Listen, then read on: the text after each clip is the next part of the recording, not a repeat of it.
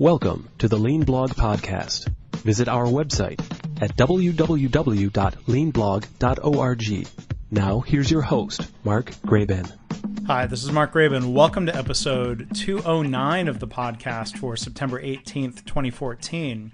My guest today is George Friesen. He is business practice leader for lean transformations in the Workforce Solutions Group at St. Louis Community College. And today we're going to be talking about some of George's early experiences at the GM Toyota NUMMI plant, why candor and trust are so important in a lean transformation, and some thoughts about how to engage frontline employees in Kaizen and continuous improvement, and much, much more. So I hope you enjoy the episode. If you go to leanblog.org/209, you can read George's full bio and find links to his organization there at St. Louis Community College. So, as always, I want to say thanks for listening. Well, George, hi. Thanks for being a guest with us here on the podcast today. It's very good to be here, Mark. Appreciate the opportunity to have a discussion with you. Yeah. So if you can start off, introduce yourself, a little bit about your background for the listeners, please. Oh, absolutely. I spent a number of years with a company in the performance improvement industry called Merits. My first encounter with lean manufacturing was in 1986 at New United Motors Corporation. We could talk a little bit about that later. Yeah.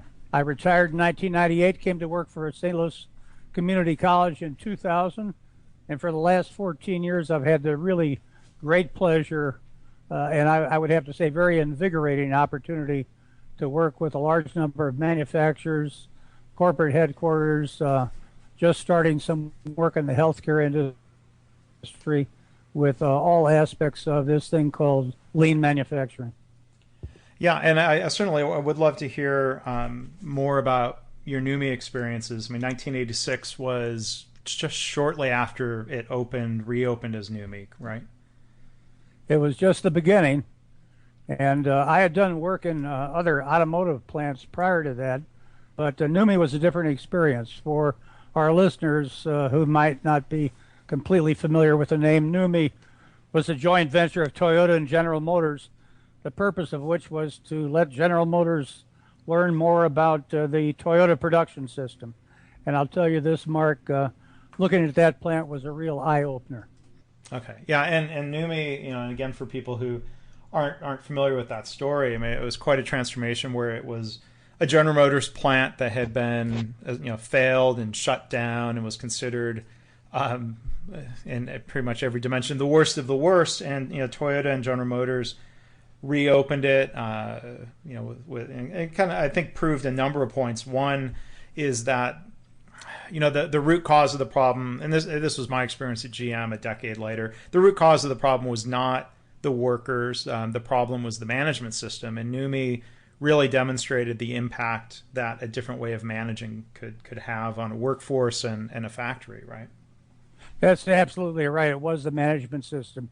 When I got there, what I saw, Mark, were enthused employees who were smiling, an absolutely immaculate work environment, manufacturing high-quality products, ranking near the top of the J.F. Powers Quality Awards, and such a great, great difference.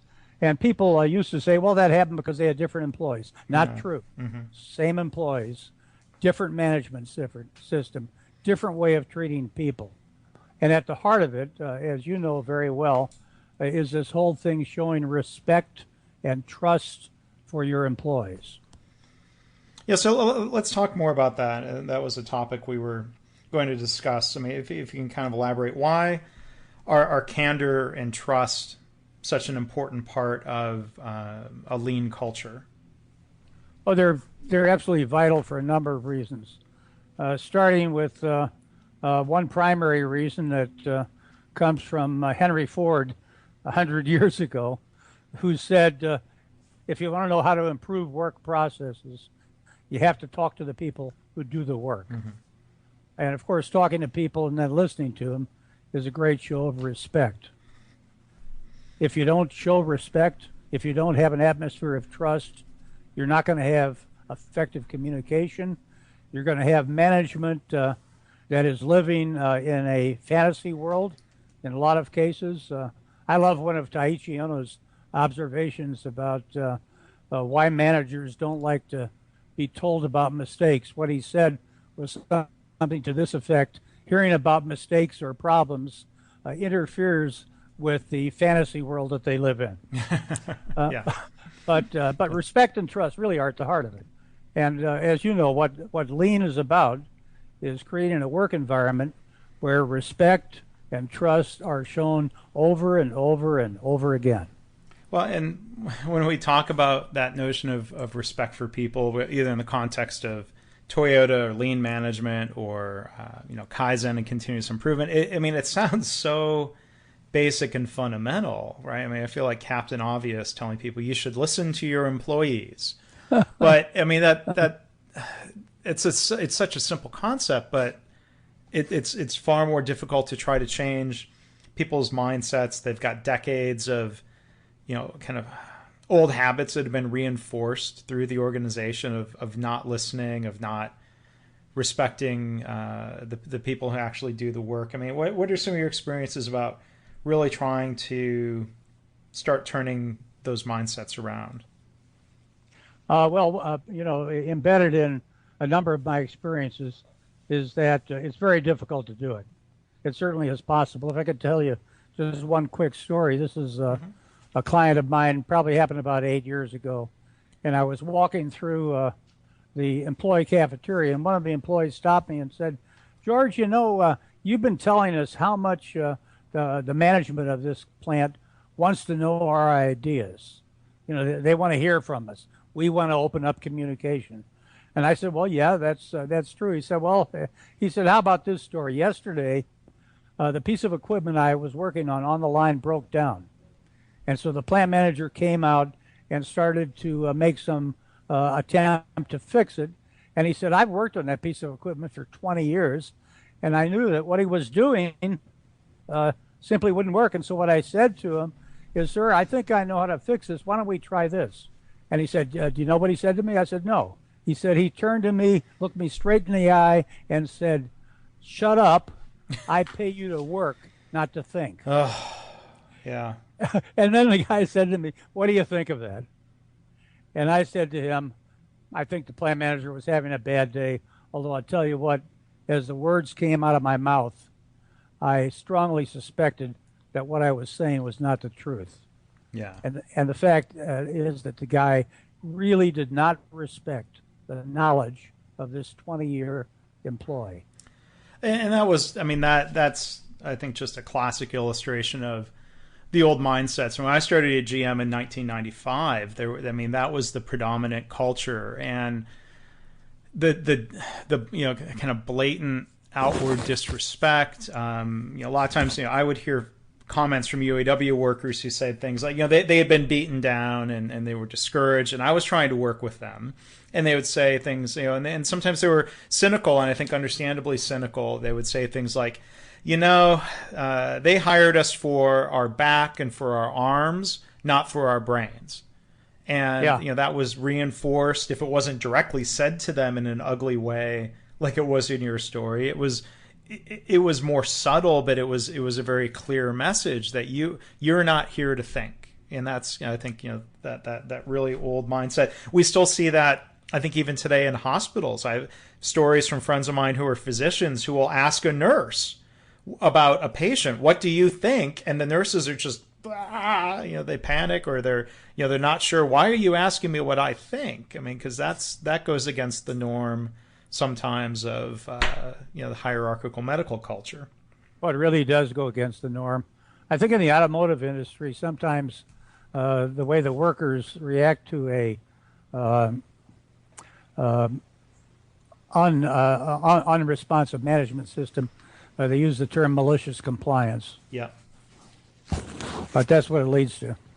Yeah, or I think when I was at GM, malicious obedience, and I saw, same idea, but I saw examples where, I'm just dredging up war stories here, sorry, but a frontline UAW worker running a machine on a engine block machining line, knowing that they were supposed to pull apart off the line every 30 minutes to do their quality check, so that they were supposed to change tooling at a certain interval. And they would say, hey, I need to shut down this machine to change the tooling.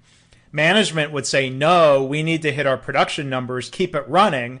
And the UAW worker would just kind of smile and say, okay, whatever you say, boss. And then sure enough, the tooling would break catastrophically and blow up. And the machine was down far longer than it would have been if they had been able to do what they knew they needed to do. And just that constant climate of, short-term make the numbers thinking and people not being allowed to do quality work was really, really destructive.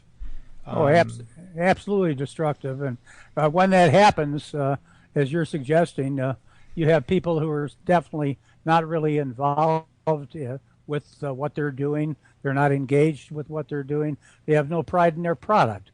That's why things like, I heard stories at NUMMI that when it had been a Chevrolet truck plant, that people did things like drop nuts and bolts in various compartments, so it would really mess up the vehicle when it was purchased. You get rattles and noises, Get rattles and noises. But that can all change. And I'll tell you, in my mind, the apocryphal story that I use a lot in presentations that I give, I believe I read about it probably 4 or 5 years ago in the New Yorker, and it was in a short article written by a fellow named Dave, who I believe was with Toyota North America now.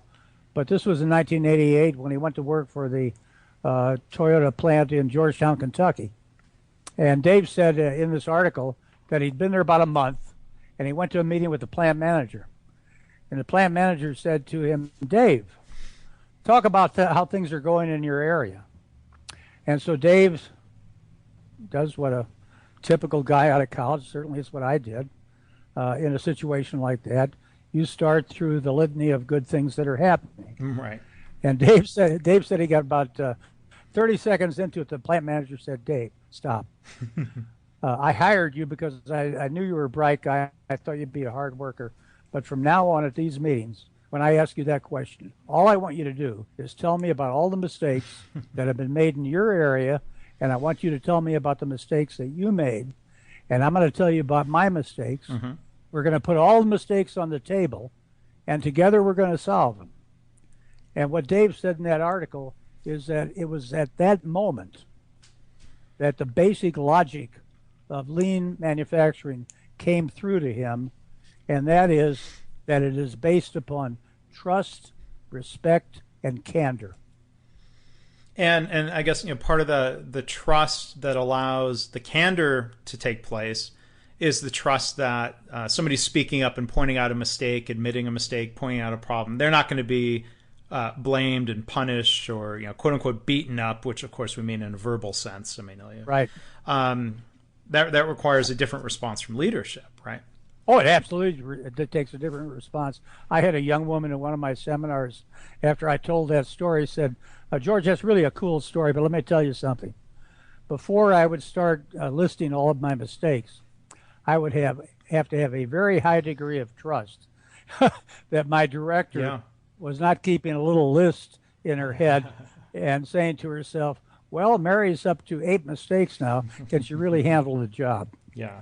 Well, and I think it was a story I heard from Norman Bodak, and it might have been in a previous podcast, talking about visiting a factory in Japan where they had a wall where people would not just, we see a lot of cases where people are documenting Kaizen. They're documenting improvements in before and after. But Norman talks about workplaces where people have a wall where they document their mistakes and their errors, and they put their picture and their name on it. And it's just a different level of openness when people can point that out, as opposed to, kind of we know in healthcare, people hide and cover up problems. They don't report near misses because they're afraid of being blamed. And that leads to more problems and more harm to patients. That's exactly right. As Atul Gawande talks about in his book, The Checklist Manifesto,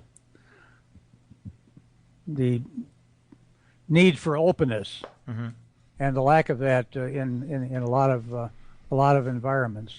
I tell you, that tool you just described sounds like a really terrific one. One lean tool that I've found to be very powerful in terms of building higher degrees of respect and trust and driving open communication is called the idea board, which I know you're quite familiar with. The idea came from, I first read about it in David Mann's great book called Creating a Lean Culture. But for our listeners who don't know what it is, it's a simple board literally with 4 columns on it that say my idea to do, doing, and done next to Post-it notes, and people are encouraged to jot down mistakes that they spot, ideas they have, sign it, date it, and put it up there.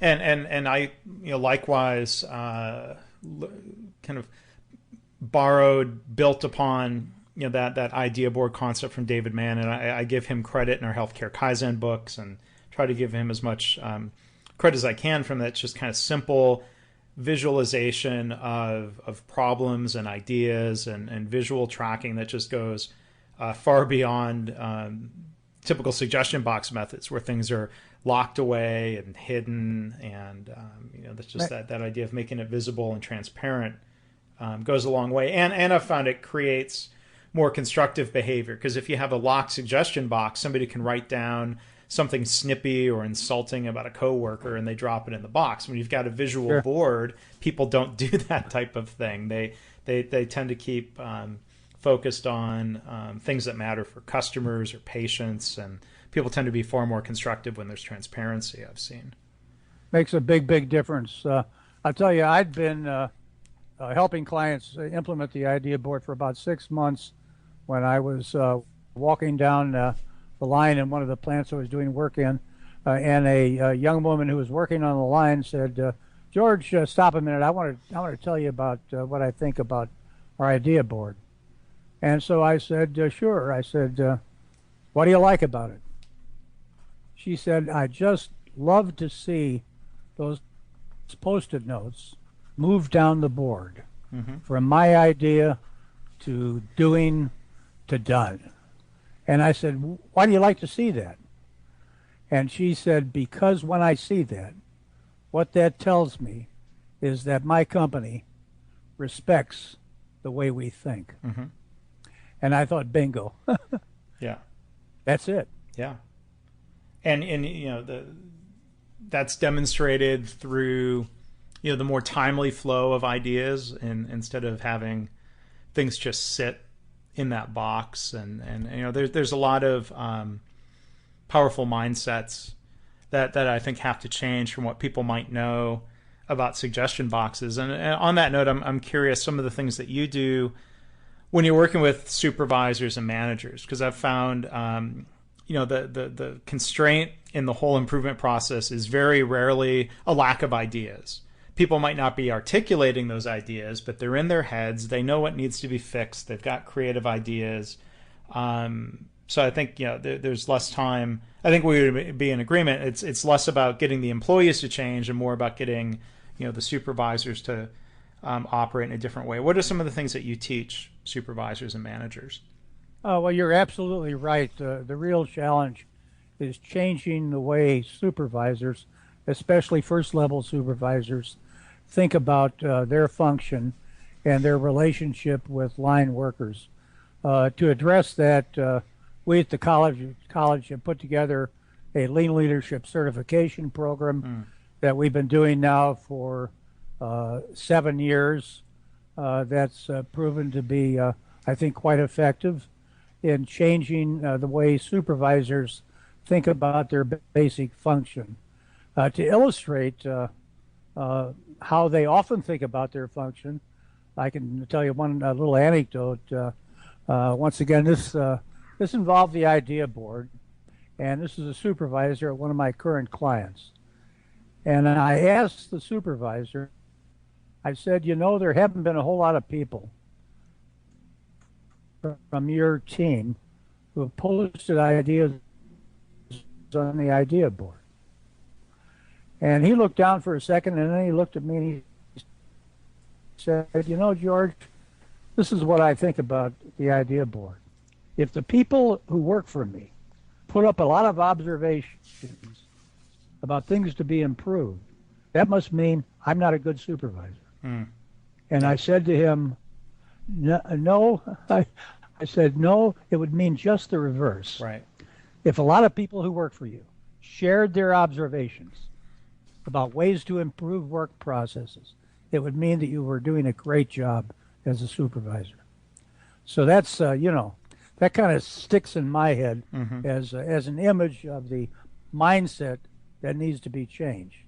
And I think that's a mindset that can be reinforced by more senior leaders, to congratulate and recognize supervisors, and the team members, of course. Congratulate everybody for ideas that come forward, and like you said, making it a positive that the supervisor has created an environment where people can and will and do speak up, and that being a positive thing. Unlike, like you said, the old mindset of problem somehow being a negative reflection. Maybe you heard this at NUMMI, but the idea that reinforced through lean management that, look, everybody has problems. What matters is that we're honestly identifying them and working together as a team to fix them and prevent future problems, right? Oh, that's absolutely true. At the worker level, on the other hand, there's also a challenge that needs to be met. I can tell you another story to reflect that. Walking through a production area, stopping in a work cell, talking to a young guy working in that work cell, and I asked him, you have any ideas about ways that we might improve the configuration that would perhaps make your work easier, a little bit more productive, any ways we could tweak it? And he looks at me and says, George, I'm not the person to talk about that to. If you want to know if you want some ideas, the person you need to talk to is my supervisor. And I said to him again, I said, that's simply not true. Yeah. You're the person to talk to. You do the work. You know how to improve it better than anybody else. Well, and I think, when supervisors, if we were starting an idea board or a Kaizen approach, I think, supervisors and leaders need to communicate many different ways, many different times, that exact idea that we're going to rely heavily. We need the insights and ideas of all the employees. Maybe there need to be some mea culpas or apologies for why we haven't done that in the past, or why our suggestion box system hasn't worked in the past. But at least what I've seen is that when you ask people to participate, there's I don't know if it's exactly a bell curve, but kind of like the upper 2/3 of the bell curve, you have people.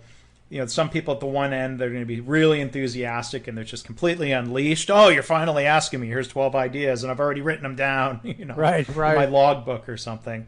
And then there's a group in the middle that might try one and see how it happens. Okay, I'm going to dip a toe in the water. I'm going to bring kind of a non-controversial, simple, easy idea forward, and that's great. And then, there's that other end of the bell curve where people have, I think understandably, gotten cynical or worn down, or they're just not yet willing to trust that process. And I think you can't blame the employees for that. Leaders need to create that trust and kind of demonstrate over time that this process is not only not harmful, but it's helpful. And then a lot of those people, I think, will eventually participate. There's some that are maybe so damaged by the workplace that they just won't participate. And I think you just have to recognize that for what it is. And I also think, Mark, that a lot of plant managers and lower level managers really feel uncomfortable interacting with line employees and don't really know how to do it very effectively. So their reticence, I think, is born of fear rather than recalcitrance. And I'll tell you, I think a great contributor to that problem, and we've just put together a series of 6 2-hour discussions wrapped around Mike Rother's really terrific book called Toyota KATA.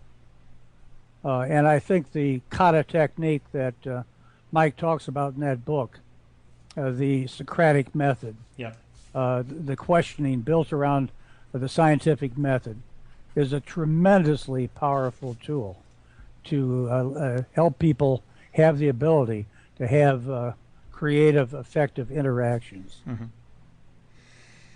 And you work with people on what the two kata, for people who aren't familiar. There's what they call the improvement kata and the coaching kata, right? Yes, exactly. Can you talk about that a little bit, maybe for people who aren't familiar? I still am trying to line this up. I haven't had Mike Rother on as a guest to talk about kata. Right. I first heard about the book. I gave a presentation 2 years ago at the National Council of Advanced Technology Centers, and the keynote speaker was the CEO of Snap-on Tool Company in Racine, Wisconsin. And he said that Rother's book, Toyota KATA, really brought together, in his mind, a lot of the loose ends of lean manufacturing, and he made it required reading for his leadership team. What Toyota KATA is about, first of all, kata is a term that comes from the martial arts. But what it has to do with is making a mode of thinking habitual and automatic, so one engages in it virtually on autopilot. Yeah. And it has to do with going through a series of 5 questions, all aimed at drilling down at finding out what the root cause of a problem is, and moving systematically through the elimination of that problem, so you can move further ahead toward the future state. Mm-hmm. And one of Rother's, I think, great contributions in terms of progress from current state to future state is his description of it, the existence of a fog that the kata process takes us through as we move toward the future state. There's some terrific videos out there on YouTube of the use of Toyota KATA, especially at Merck Pharmaceuticals that I've used that show the process in action. Okay, well, maybe you can send me a link to those videos, and I can post those in the show notes. I'll do that for this episode. Well, there's so much we could discuss and delve into, and maybe we can do another podcast, George. I know you've got a lot of stories that we've just barely tapped into, but do you have any kind of final thoughts if someone is listening and they say, well, the idea of Kaizen and listening to employees and getting them engaged and doing idea boards, that sounds great, but how do we start? It's so against our culture. I'm not sure how it can make that happen. What do you have any advice for people about maybe where and how to get started as they go into that fog, if you will, as Mike Rother calls it? Well, our starting point with our clients is a series called Kaizen Thinking, which is 11 one-hour discussions wrapped around Taiichi Ohno's eight deadly wastes, 7 deadly wastes plus 1. Yeah. Taking line employees, through systematic discussions of waste, and building into those discussions continuing messages about the degree to which their knowledge and creativity and intelligence is needed by the company. And I've seen grow out of those discussions huge numbers of waste being identified. One of my clients, for example, we'd identified 1,200 kinds of waste by the time we got through the 4th discussion. Mm-hmm. Those go up on an idea board, and then they're acted upon. But the big picture is to do whatever you can do to make employees understand that their ideas are needed, that you respect their ideas, and get out on the floor and talk to people. Yeah. Nothing's more important than a plant manager. If there's one simple thing that I would suggest separate from the program like the one I just mentioned, it's for a plant manager to get out on the floor and to walk the gamba, go to where the action is, talk to employees, tell them how much their work's appreciated, tell them how much their work is important to you personally and to the company. That single step, I think, would do a lot. And that takes a lot of humility, which is, I think, easier said than practiced. I don't think we can really do, humility training or get somebody a humility green belt. It does take a certain openness. There's a book that actually I have sitting here on my desk that I really, really like and recommend to people called Toyota by Toyota. It's written by people from the Georgetown, Kentucky plant. The first chapter is all about this notion of leading with humility and how important that is. And then that really is, I think, kind of the complete 180 from the traditional, I'm the boss, I'm always right, I get to make all the decisions, I do all the thinking mindset. This really isn't about a lot of complicated tools. It's about some of these mindsets, and that's what makes it, I think, really interesting and at the same time really challenging. Well, absolutely, and letting go of the I'm in control mindset, I think you and I would both agree, is a fear-inducing thing, because who knows what's on the other side of the door once you open it up. Yeah. Now, in fact, what's on the other side are great things that can happen, but that's something a person can say. To make it real, people have to experience it. Well, and so hopefully, today we're just talking about it. Hopefully we're inspiring people to go and get started and give this a try. If people would like to reach out to you and maybe learn more about your classes, consulting work that you do, what's the best way for people to learn more and to reach out to you? Absolutely. The web address for St. Louis Community College is www.stlcc.edu. And if you go to that site, you'll see a group called Workforce Solutions Group. And if you'll click on that, you'll come straight to us. You'll see Lean Transformation Services. You can click on that, and you'll see the various services that we provide. And I'm sure if somebody just does a Google search for your name and Lean Transformation Services, they'll probably find you too. It'll come up. Yeah. If you'd like to see three of our clients talk about the idea board, I've got a YouTube video. If you'll put the idea board Lean in your YouTube search window, you'll come to that video and see some good reflections on the power of that really terrific tool. Yeah, and I'll post a link. I'll embed that video in the show notes page for this episode. So again, George Friesen, thank you so much for being our guest and talking today, sharing some of your great stories, and hopefully we do it again sometime. Well, thank you very much, Mark. I really appreciated being able to talk with you. Have a great day. You too. Thanks for listening. This has been the Lean Blog Podcast. For Lean news and commentary updated daily, visit www.leanblog.org. If you have any questions or comments about this podcast, email Mark at leanpodcast@gmail.com.